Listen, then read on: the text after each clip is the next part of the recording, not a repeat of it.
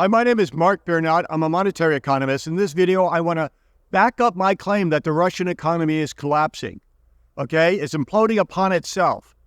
You can make a claim about anything, but you have to show evidence that it might be true. And whenever you have a hypothesis, you have to test this hypothesis. You have to show some sort of avenue that this might follow through with. Now, the problem here is I'm making a claim about the future. So, as I've stated, nobody can predict the future. I'm a skeptical inquirer. I don't believe in magical thinking. I don't believe even in econometric projections because I know about the variables, exogenous, endogenous, too many of them. I don't believe in visions of the future, at least not in a systematic way. I believe that futures cannot be predicted, because if they could be predicted, then I would just get some prediction of Google stock, leverage it to the hilt with options, and call it a day, make my billions upon billions, and then give it all to Ukraine. So the future can't be predicted. That being said, with that caveat, and it's a large caveat as a skeptical inquirer, I have to say that there's reasonable evidence pointing along four, and I'll give you a fifth bonus, vectors for a collapse in the Russian economy. A lot of people are making this claim. They've been making this claim for a while. I just started to make the claim, and I have a date of projection around the end of 2026. But let's look at this. It could happen sooner, could happen later, but let's look at this claim in more detail than I've been articulating in some of my videos. I'm very hopeful. I believe Ukraine will win decisively. Let's look at this. And one of the avenues for this is simply a collapse of the Russian economic system, as it happened before, and it happened before that, and it happened before that. Seems that history does repeat itself. So the first vector, the first thing we want to look at is a Keynesian collapse. We're going to look at a Keynesian collapse, an Austrian collapse, let's call it an institutionalist Adam Smith collapse. Okay, and then we're going to look at the toxic element collapse, and then I'll give you a fifth vector. So the Keynesian collapse, what's the argument? Well, if you take a look at Russia, the data I don't look at any data coming out of the official banks or agencies of Russia, because it's not true. It's not even, it might not be true. It just simply isn't. Especially aggregate data. So I look at Numbeo. I cite this site a lot. And even that data might be distorted because Russian bots may have hit it and jacked, make Russia look a little bit better than it is. But just based on user input, I've stated that disposable income, and they define disposable income as income after tax, income in hand, not the disposable income that we normally talk about in the States, is $500 and something a month in Russia. That's not a lot. If you look at the quality of life index, it's somewhere between the African country of Kenya and the South American country of Brazil. And I don't know too many people in Kenya or Brazil that are just hopping and dancing about their economy or their government. This is the Numbeo index. I don't make that claim. The second thing you want to look at is that's quality of life. Local purchasing power is somewhere between Iraq and the Philippines. And this is based on that's Numbeo data, user input. This is based on a lagged average, so it's probably even worse. And to throw more into that, as a data scientist, you know that there's a large Gini coefficient difference between rich and poor in Russia, and that skews the data. If you're just taking an average, a simple average or medium, you really need the mode, the most frequent occurrence of, let's say, local purchasing power, quality of life, or what have you, disposable income. So to play the other side, just because Russia is like an African country, basically, or a South American country or Iraq, doesn't necessarily mean it's going to collapse. I mean, Cuba, it's one of the worst countries, and it's not, quote unquote, collapsing. There's no revolution. Just because I don't have a lot of disposable income, I'm not going to go out to the streets and riot and risk my life, especially if you've been propagandized. So that's not the claim. The claim is what will happen is under the Keynesian model, Y equals C plus I plus G. That means national income equals consumption plus investment plus government expenditures. And Keynes believed consumption, what people are spending at the markets is the primary driver. And if your disposable income is over 500, and again, that's a skewed statistic, not the mode. The mode is what we really have to find out. I think there's a way to subscribe, and I'm not paying right now for that, but maybe I will. The mode of user input is probably lower. And you say, well, prices are cheaper. Not necessarily. I took a look at egg and milk prices, and they're not necessarily cheaper. And what about a computer? If anything, that's going to be higher, because that's an imported good, if they can even get computers and things or a car. So that is a real number, $500 and something people have to spend on their whole life. What if that squeaks down a little bit because of the geopolitical event? And what if, I'm going to tell you, I have a friend, I'll call him an acquaintance, Dmitry. He lives in TVER. That's like an area between Moscow and St. Petersburg, Novgorod area. It's got a nice monastery there, a couple factories. I would say that's not a far-flung province in Siberia. That's a real place, close to Europe, close to Belarus, close to all the action, economic activity. He's a little bit of a prepper like me, so, take all stories and subjective opinions with a grain of salt. He's messaging me. He's this Kadachi Linux. It's not only anonymous, it's amnesic Linux. It's like one step over Kali. So, FSB can't trace him, can't get him. And let's just say maybe I've changed names and things like that a little bit of a story. But anyway, he's telling me that in the old days, before the sanctions and restrictions on visa travel to Europe, people used to go over to like Netherlands and be a hostess and then bring back money, send back money. Or people used to work. That's the way people get into countries like the United States and Europe. They don't cross the border. They just fly in and overstay their visas, whether it's a student visa or a tourist visa. That's the number one way. So if you guys believe the news that people are just crawling over, no, it's people overstay their visas. Now that they can't overstay their visas and work illegally in Europe, that money is not flowing in his town. In his town, they don't make a lot of money. There are some people working in Argentina, and they're sending money back to their families. For some reason, Argentina, I guess Russians can still go to if you want to do that. Okay, so anyway, he's saying that money, foreign money, hard currencies are not coming in. And this is affecting disposable income, the official disposable income, and then the added, dodatkowe, the extra income. And people aren't spending money. This has something called a multiplier effect.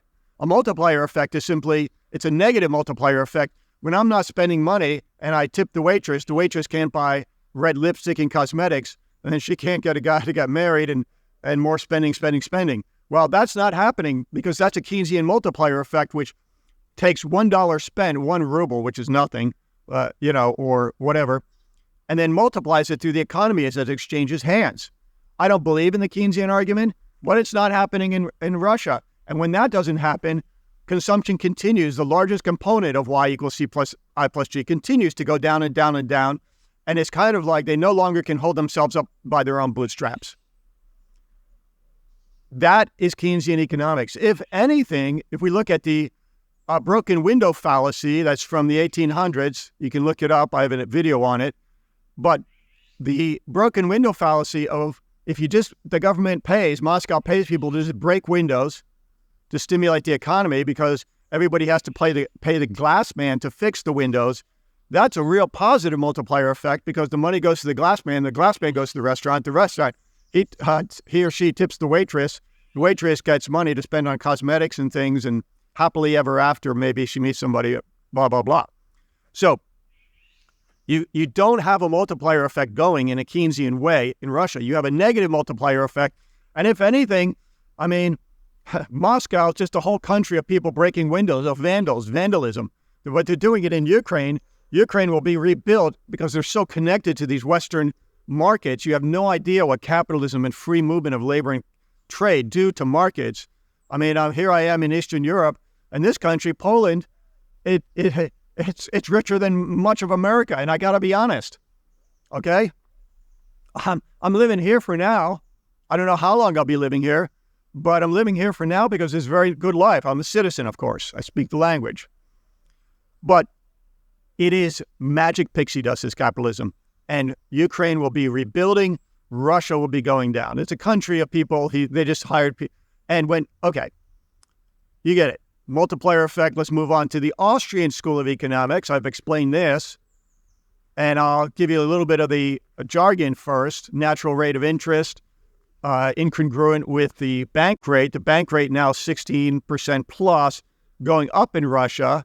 They're trying to control this inflation, but that doesn't matter because it's all artificial anyway, this monetary system in Russia.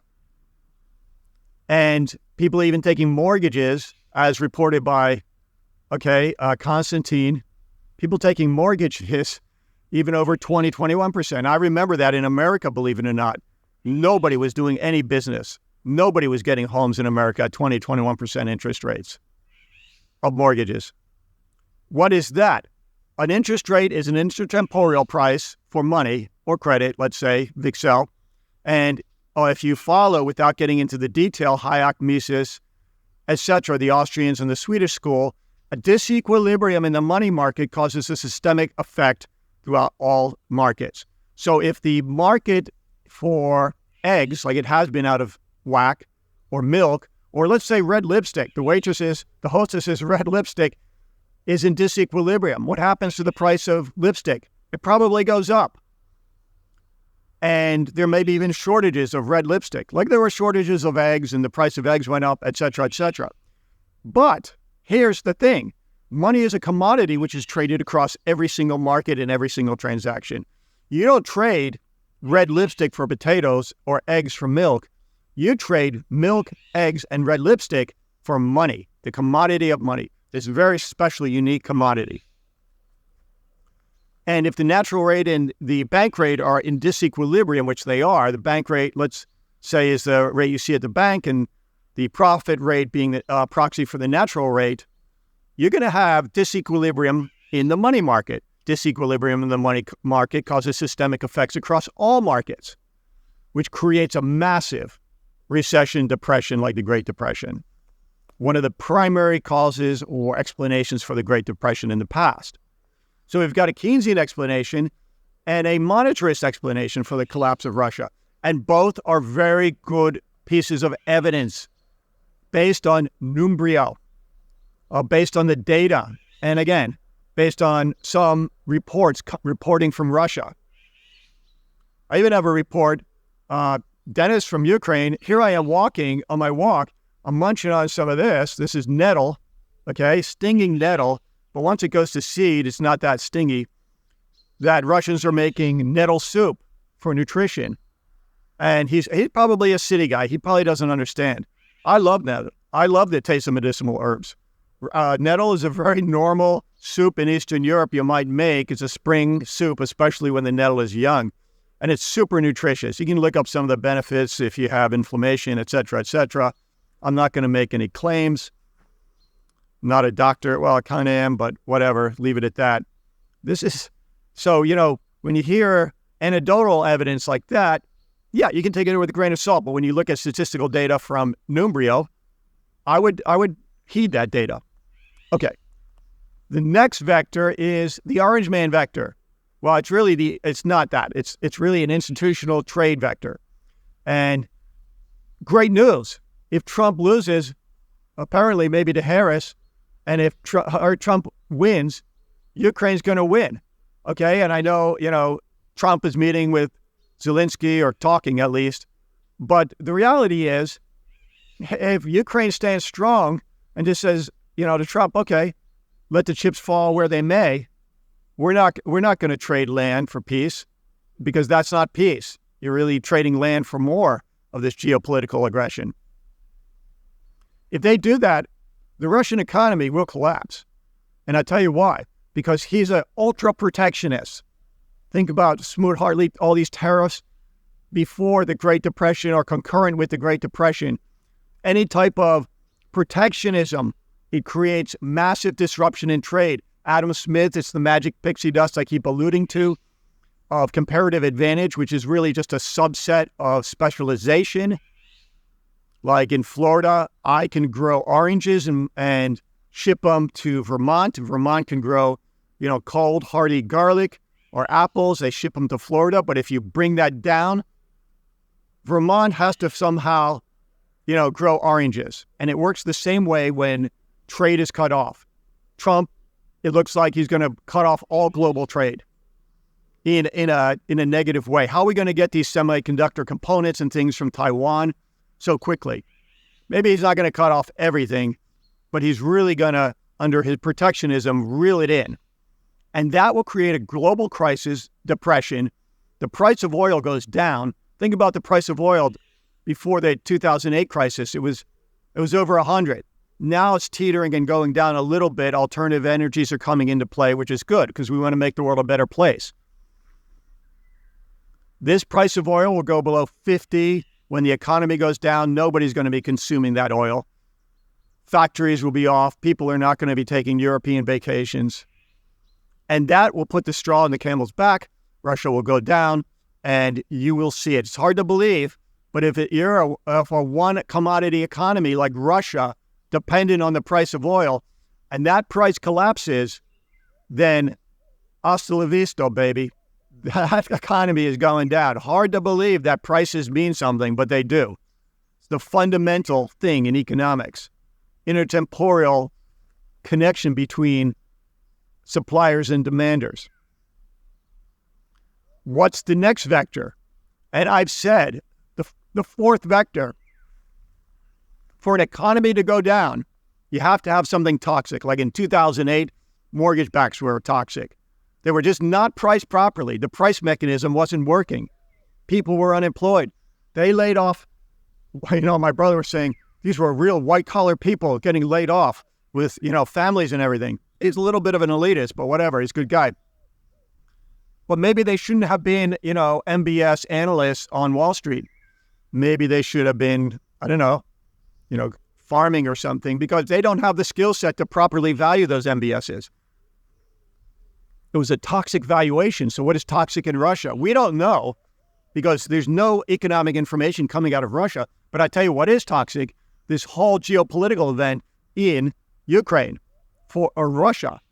All their energy is going into that.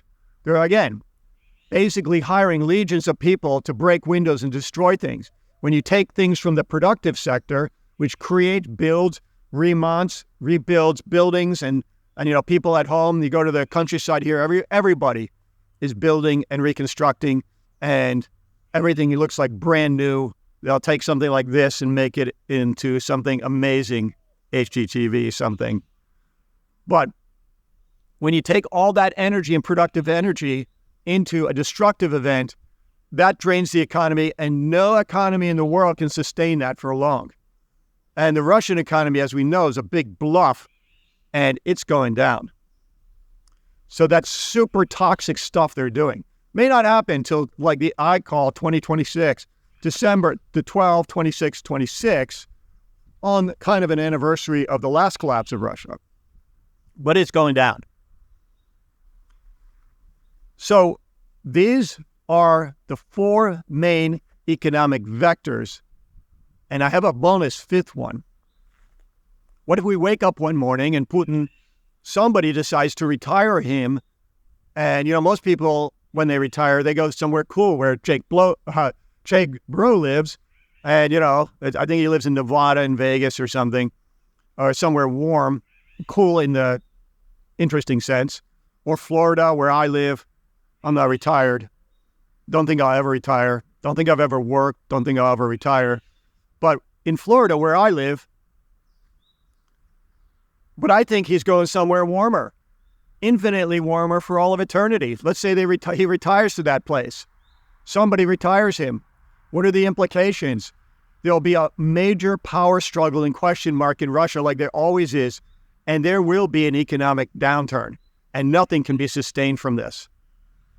So if you take a look at the four vectors and that five vectors, and that's probably the way this whole geopolitical event will end. One morning, we'll wake up to wonderful news.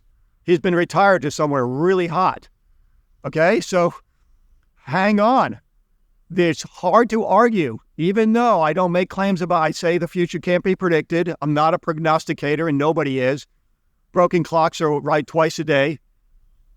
And even though I don't believe in these claims, I do back it up with some logical arguments, because this is the way, I believe it's a cleoclimactic, hypothetical situation event. You may present evidence for a claim, base it on historical evidence. I can go back to the Great Depression, the Great Recession, and see what happened in the past and kind of interpret that for the future.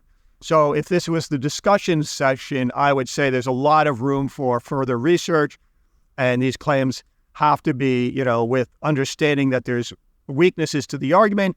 But since there's so much overwhelming argument that this Russian economy, based on even data from something like Numbrio, is going down, and the trend is going down. If you look at the trend, and my friends, like I said, my friend, acquaintance Dimitri, he's not quite a prepper, but he kind of is, kind of storing some dried goods and things. Then I think there's reasonable argument that says that this Russian economy, like in the past, many, many, many times, is going to collapse. And Ukraine will win decisively. It will be unbelievable. And always people unexpected. They say things are going to happen. Just, nobody sees the hurricanes coming to Florida. It's just all bright and sunny. And then we get a hurricane watch. So that's the way it is in Russia. Just watch this come and watch this tsunami come. My name is Mark Biernat. I'm a monetary economist. Have a great day. Thank you very, very much.